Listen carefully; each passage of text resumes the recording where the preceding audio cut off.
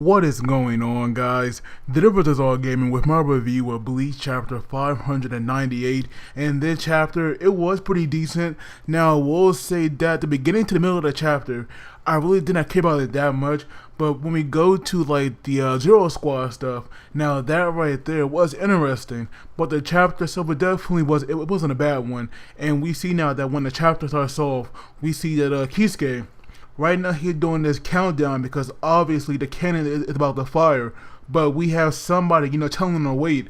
And at first I thought maybe it could be Grimmjow because that is a character that I've been waiting for so long. And I do know that he was with, Kisuke or Hime and Chad. So I thought that we might finally see him. But to my disappointment, because Ganju is a character that I really never cared that much for. Now I'm not saying, he's a bad character. I will say that in the Soul Society arc, obviously, he was a character that was alright, but he's definitely, not one of my favorites.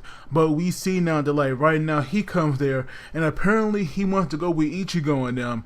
And so now we see that, like, Kisuke, he stops, the launching operation, and we see now that, like, Ichigo, he now pops up, and even Ichigo looks, rather disappointed. And so now we go through like this back and forth between them. I'm really not going to dwell on it that much because, like I said, I really didn't care for it that much, but I will say that, like, apparently Ganju's sister, I forgot her name, but she's actually in charge of the Zero Squad. Whenever they'll do stuff like this, like a launch and stuff. And so apparently, because his sister has ties with the Zero Squad, Ganju was actually able to get his hands on the map of the Royal Palace, and that right there, is pretty huge because that will come in handy for them. And so right now, apparently it was Kisuke that had must have, reached out to Ganju and told him to come along because apparently Kisuke here, he really thought of everything. And we see now that, like, Ichigo was giving him a warning that this right here will be like nothing he's ever seen till now.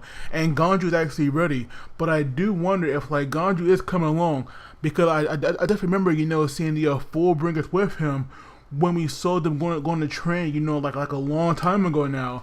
I do wonder, where are the Fullbringers? Because I definitely know we have not seen all of the Sternritters. Now, maybe we've seen over half of them, but there are some, of course, that we have not seen yet. So I do wonder if those Fullbringers will actually, fight them. Because for some reason, I just can't see them, beating, these Quincy.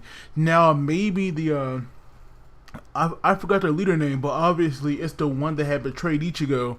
Now for some reason, because he was, a Shinigami, I can see him, like fighting on equal footing and possibly being a Quincy, but the other two, I just don't see it.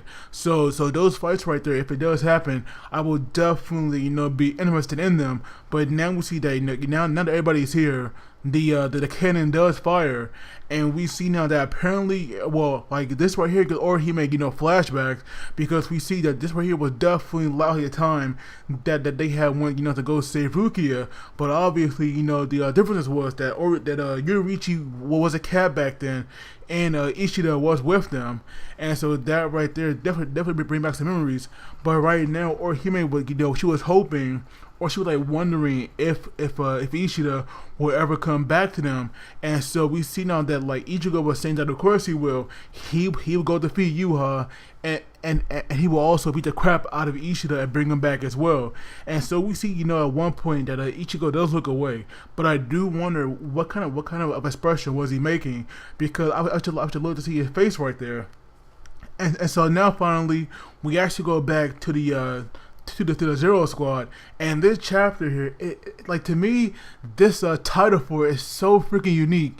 The Shooting Star Project, we only have to beat you mix. It's just so random for a chapter title, and definitely a long one as well.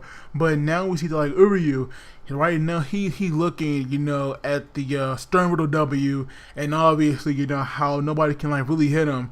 And we see now that this that these female members, or the member. We see now that the members that belong to this female, their swords are actually bending.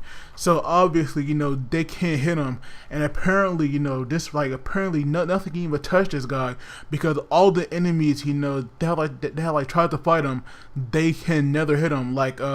like the other guy, like water, it couldn't touch him, nor could weapon as well. And so right now, like this guy right here, he is pretty much untouchable.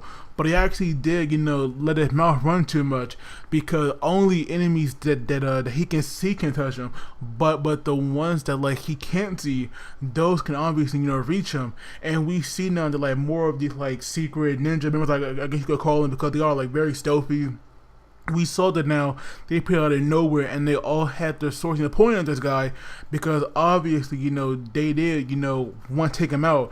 And we see now that like Senjumaru W, he actually thought that the female might have he actually thought that the female might have had this like misconception about what he said. But we do see now that like even the enemies that he could not see, they still couldn't reach him.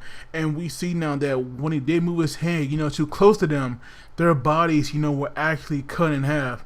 And that right there was crazy. But we see now that like it was Senjumaru W that had like got the wrong idea about what these unseen enemies were, because right now we see that like the threat is now in her hand, and is obviously connected to the clothes he's wearing, because we see now these like very special patterns are known as robes, and these were here are made by her own fabrics. And so right now like Senjumaru W thought that like she was lying, or maybe she like making stuff up.